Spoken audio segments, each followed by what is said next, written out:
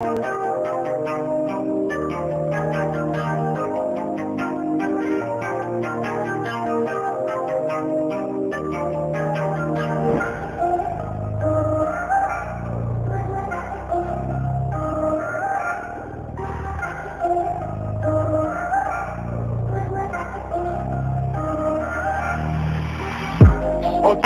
gonna give you what you asking for.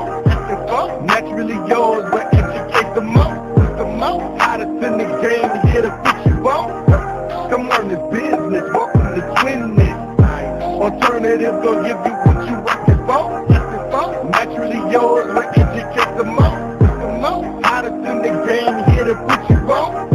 Come learn this business, welcome to Twinness. We're glad you're tuning in on the latest tip. Alternative salon, keep your head lit. And naturally yours, got your custom fit. T-shirt and Tanika, keep your wig drip. TNT, double up the impact, call it Twinness. Hottest hairstylist in the business. Keeping topics fresh for your listening. Black owned, woman independent. Like fishes hold it down on your imaging. Whether professional or apprenticeship. Showing culture love just to get you right. Black is beautiful, always shining bright. Alternative gonna give you what you asking for. Naturally yours, but educate the most.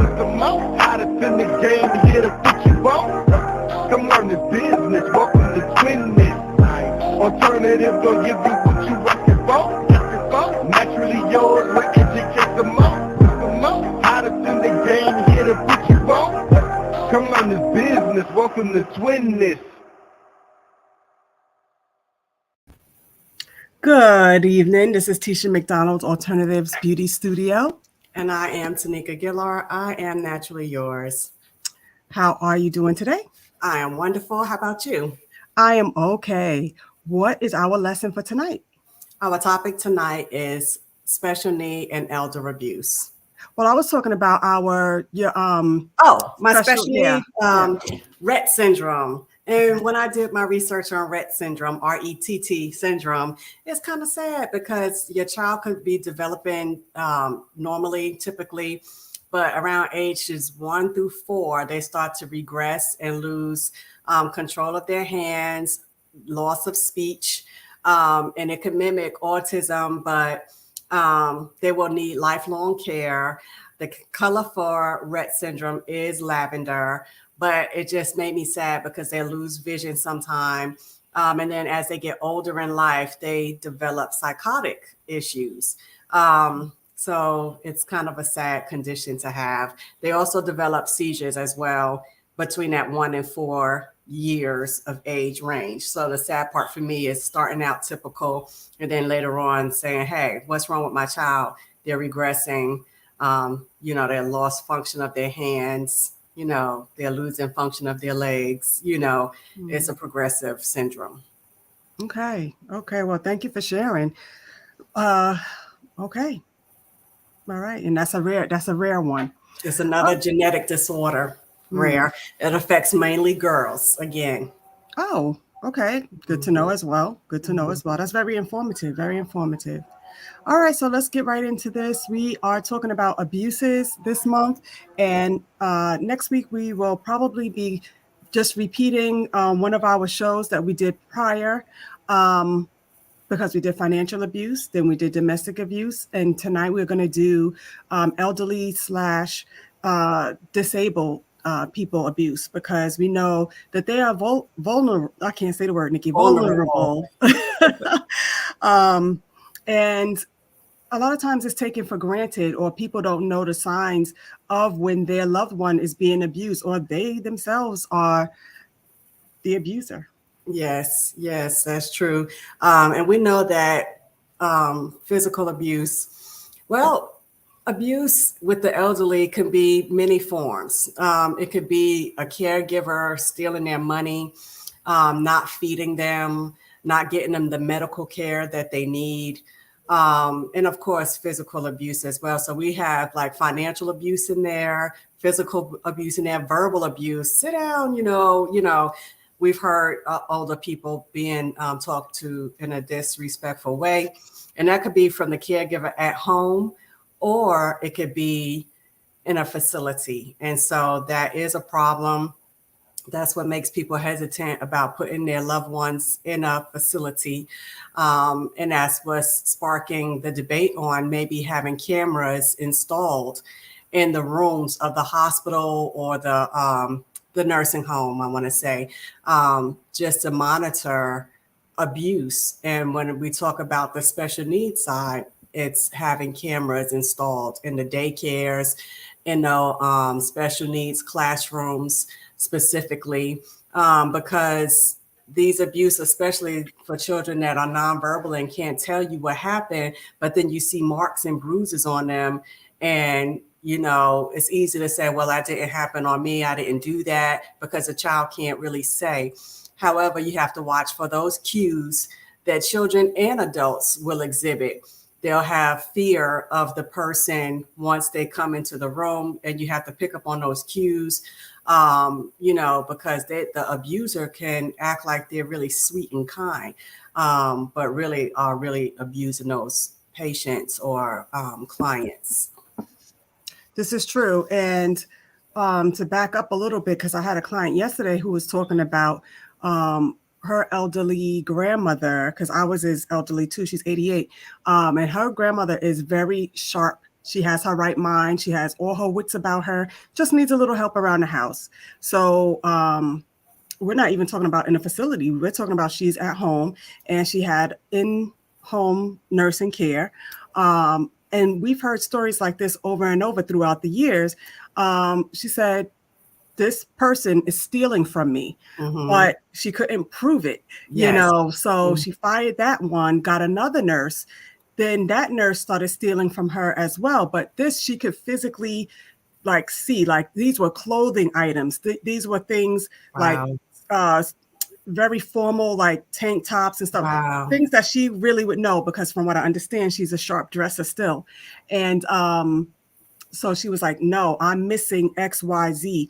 And she knew exactly what she was missing. So she did file a police report, and she did complain to because at first the agency that the nurse came, oh, she doesn't know what she's talking about. She's 88 years old. But if you've been in your place for X amount of years, you know where everything is. If she's still in her right mind, and she said her grandmother is still in her right mind. But then the second, when it happened the second time, it's like, no, she's not making this up, you know. And she was able to say, look, my tank top from this is missing. This pocketbook is missing. She can pinpoint. So then she was able to say, I'm missing these items. She went down to the police department, wrote up a report, and complained at that agency. So now she's not having any anybody. Right. So the granddaughter is like, I will take care of her before another person moves into that house. Yeah, that's so sad, because you take from people that can't, that Thank don't you for have. joining us, Sharice. Yes. You take it from people that don't have much, or, you know, and it's so sad. All of it, all the way around, whether it's taking their items, whether it's taking their dignity, because, you know, sometimes you'll leave the patient or the client with soaking wet, you know, no care to their skin, no care that they're soiled. That's abuse and neglect and their dignity, you know, say for that, you know, a person that's used to being clean and taken care of, just to let them sit there like that. That's just so sad. And I think you need a little bit more diligence. And I'm happy that someone listened to her and took care of her, you know, and said, hey, let's go and do this report. And, you know, because it's such a sad, sad thing. You hear that a lot now, a lot more now in the schools for our special needs side, not the elder, but teachers that are, even a principal. This was just in my feed maybe a couple of weeks ago, and another autistic mom and I were talking about it because she saw it in her feed as well, where a principal punched an autistic boy in the chest at the school. He got fired from that school. Another school hired him. But they didn't see the footage. But once they got that footage, they fired him as well. So how do you do that to a child with special needs? You know, they probably was trying to communicate with you. And you see this a lot with police not being trained on how to deal with, you know, children on the spectrum, But it could be any disability. It doesn't have to be autism specifically. You have nonverbal that do sign language, and you might be thinking they're doing something else, but I think we need some more sensitivity training when it comes to that. There was a case down south where the boy, he's deaf. He did not understand. And the cops thought he was throwing up gang signs, and I don't know if they shot the boy. It was really, really sad, but it was out a few years ago. This happened, and it was like he was just trying to talk to you, but they're so quick to pull the guns, and yes, they do need sensitivity training. Yeah. Yep. So that's where we are. Thank you for joining Twin-ness. We are in the month of domestic violence. And so we've just been touching on different topics each week. If anything, you guys, we won't be here live next week, but we will be sharing again the financial planning for men and women, so you can avoid financial abuse. And so last week I told my story on my domestic violence abuse cases. And also this week, we're talking about children with special needs, adults, the elderly that are being abused, just whether they're at home, whether they're in a nursing home or a special facility. We're just seeing the increase of the violence and the abuse, because I think, Tisha, that there's not enough care in society as a whole. I think that people are more selfish and non-caring. They don't care. It's about me. Yeah, it's about me, whatever, or half doing their job, but you're getting paid to change this patient, to turn the patient. That's funny you say that, because one of my clients on Friday, he works at a hospital, and he was saying how the newer generation is, taking these jobs and really not doing their job, really not caring. And he was saying how he was in the hospital at one point, and it makes a difference. He needed this was a client who suffers from sickle cell. And he was saying how he needs heating pads, and the unit didn't have any heating pads. And the young nurse came in and they were like, well, we don't have any. And that was it. We don't have any on this floor. And that was it. But the older one came in and said, you need a heating pad? I'm going to look to see where we can find you a heating pad. And he really had to scour, floors to find this heating pad. But he came back, he said, I really had to find this heating pad. Here you go. And it just made him feel all the more better, but it was an older one. It wasn't a young one. They like, we don't have it here, so we're not going to look for it. This one was like, he needs this heating pad. I'm going to find out where I can get this heating pad. I don't like the new nurses. I don't like the new people coming out, because they don't care. They want to just do paperwork. And me and one of my clients was talking about this exact same thing. Like, they just think, one of the patients, it wasn't hers, but she was like, they need to be cleaned up. And so the nurse was sitting right there. And she was like, well, like, she wasn't going to clean it. She's like, well, I have to do that. And the nurse, because she was a new nurse. And so the older nurse said, that's your job. You clean up their mess. And so the new nurse was like, I'm going to have to find me a different profession, because I don't want to do that. So but didn't she go to school? Didn't she learn that in school? And I think that the schools are failing the new nurses. Schools are failing just across the board. Yeah. I'm going to say that. Yeah. So I think that people going with the glitz and the glam, they think of the glitz and the glam. They don't think of the blood, the guts, the vomit, the poop, the urine. They don't think about that stuff. They think of the pay, and so that's when you start getting your complaints. And that's why I'm thankful to be healthy and strong enough that when Rain goes in, I don't need y'all to do nothing. Just bring me the stuff. I got her.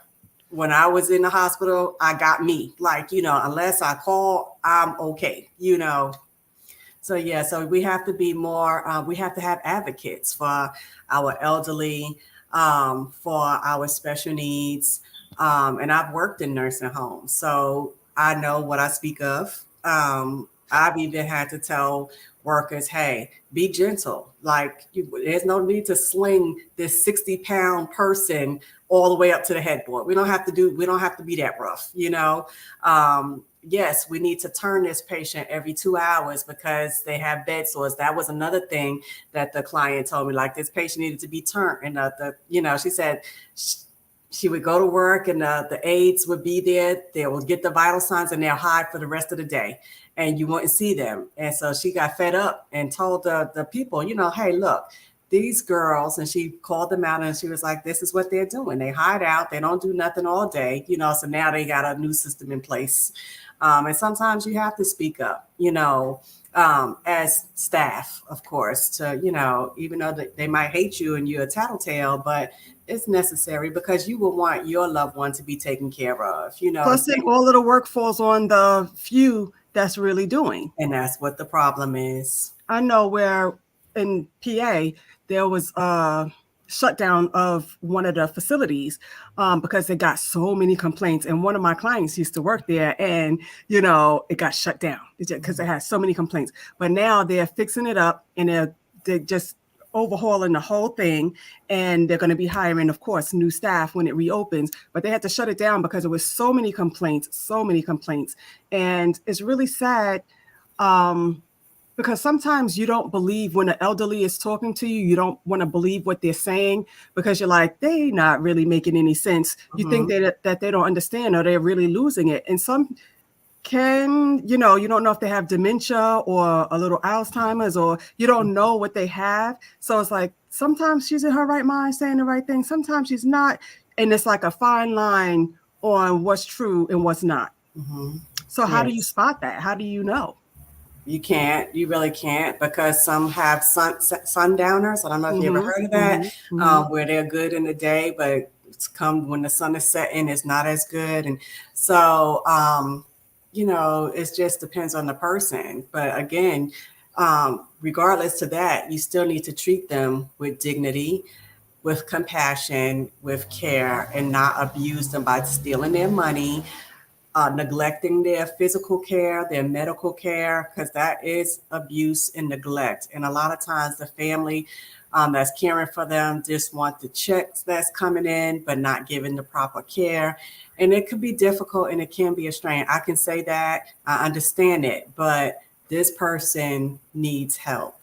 But I understand why now more people are choosing to stay at home, like with the care at home centers and stuff like that, that the loved one can get paid to take care of their elderly. That way they don't have to go into a facility, and that way they know who's taking care of them. Absolutely. You know? Absolutely. But even then, you know, you're not really guaranteed, but it's a little bit better than sometimes going into a facility or having a stranger come into your home if you can. That's true. But again, I've had in the hospital where the person was taking care of the person in the house. And when social work went into that house and said the living conditions that this person was in, they were better off at a facility than at the house. So it could look pink and rosy on the outside, but what's going on the inside? And so, and I got a trickle of a tear here because y'all know I care for my daughter all the time. And I love my baby. She is a lot of work, but you can tell that she's well loved. She's well fed. She's a happy baby. And so. And even you've been teaching me lessons. Every time I come, we have this 1, 2, 3 up. You know, I understand when she wants her kisses. You know, when I say open mouth, you know, she's ready. You know, here comes the sweet. You know, I learn a lot of things, you know, every time I come over, you know, and I get that hug and she's pulling me in, you know, so we have our own language, you know, but you taught me that. Rain taught me that because, you know, you have to have, and I have a client with a child that has special needs, and, you know, and of course I have a son that has special needs, but he's very high functioning. But yeah, sometimes it's easier to spot a special needs than it is for the ones that's like my son that's high functioning. You think that he doesn't have a special need, but he does, you know. But I learn a lot through now the special needs, and I now can more embrace and understand, you know, but I've always been compassionate to special needs. But, you know, now having my niece, you know, I really learned a lot. And so I work with special need adults. And so one of the things I have to do as my job, I'm doing skin assessments. So we're talking about abuse here. And I'm always looking for different things on their skin, any neglects. If their heels are hard and crusty, why aren't we softening these up? Why aren't we soaking their feet or putting lotion on or some Vaseline? Simple things that we can do in the home, or if, whatever it is that we need to do. So that's my job. And also making sure that no one is abusing them in the house, because there are caretakers that are there. How did this happen to this patient? How did this scratch get here? Why didn't y'all report this to us? We could have sent them out, or we could have told y'all what medicine to give, what antibiotic ointment to use, So that is part of my job. And I think that I know that the special needs community is my people. I always tell people that those are my people. And so just speaking out on their behalf, it could be something minor, it could be something major, but I think that we have to be aware and advocate for those who can't advocate for those themselves. I want to say thank you again for watching Twin Knits. Thank you for catching the replay. And we talk about everything. And this month is just domestic violence. And so we're just trying to touch on those different topics for us to stay in the loop, have some compassion, be aware, and advocate. Advocacy is very important. Very important. And a lot of people don't want to stand up and say anything, but the only way things get better is we stand up and say something. So, we want to say next week is going to be a replay of one of the topics that we've already covered. And we will be back in November. Is next week? No, there's one extra week. So we'll be back October 29th, I believe that is. Yes. Yes. That's a big weekend down here in Alabama. Oh, that's classic weekend right then. So that's Halloween weekend. Oh, it is Halloween weekend. Mm-hmm. Yes. Yeah. Mm-hmm. That's the 30th. We'll see y'all October the 30th. And we won't make it about domestic violence or because we can go into the holiday season. We're going to make it light. Yes. All right, guys, we want to say thank you for joining us tonight. We wanted to keep it quick and simple, and we will see you in 2 weeks. Have a good night. Good night.